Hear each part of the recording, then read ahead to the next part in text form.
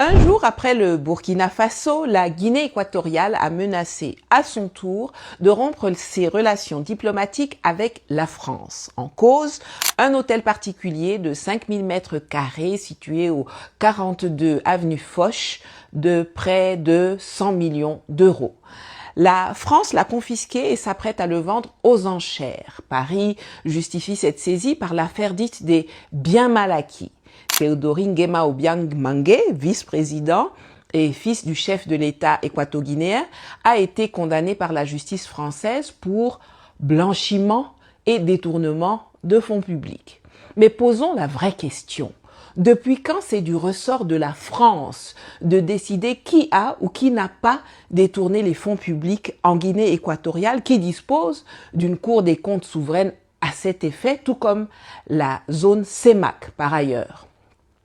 Et puis, les gens qui ont volé le patrimoine africain, que ce soit le patrimoine culturel, matériel, financier et humain, depuis l'esclavage jusqu'à ce jour, en passant par la colonisation, sont protégés par l'État français, quand ce n'est pas l'État français lui-même qui est le voleur.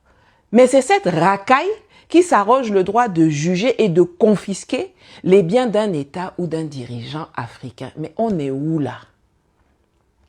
La France s'est-elle jamais souciée de ce que les dirigeants qui lui sont soumis ou qui sont ses alliés font de leur argent?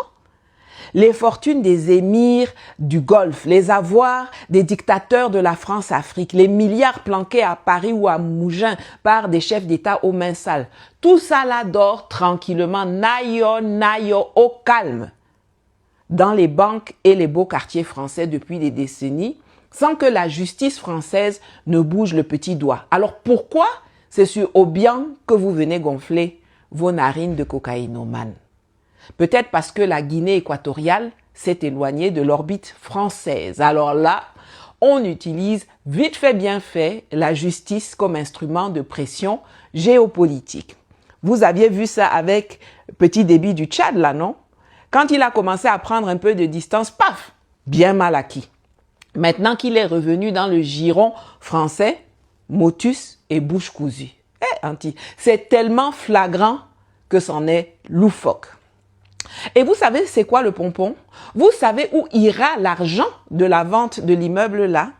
Mais dans les caisses de la France. Eh oui. On va venir vous dire qu'elle va voir comment elle va pouvoir reverser une partie au développement du peuple équato-guinéen. Niet, nada, rien. Il n'existe aucune contrainte, aucun contrôle, rien. Ce qu'elle prétend qui aurait été volé aux équato-guinéens, elle va maintenant réellement vous le voler entièrement à son profit. Le chien ne change jamais sa façon de s'asseoir. Je salue le fait que la Guinée équatoriale a menacé non seulement d'appliquer la réciprocité et de saisir l'immeuble diplomatique de l'ambassade de France à Malabo, mais également d'aller jusqu'à la rupture des relations diplomatiques si nécessaire. Et vous connaissez mon avis, c'est nécessaire. Je voudrais cependant encourager nos dirigeants. N'allez plus jamais acheter les choses chez les autres là-bas. Investissez dans vos propres pays et investissez en Afrique. Si tu ne possèdes rien chez eux, ils ne peuvent rien saisir. Et quand je dis chez eux là, je parle de toute l'Europe, Union européenne et hors UE comme la Suisse. Quand il s'agit de spolier les Africains, ils sont unis dans le mal.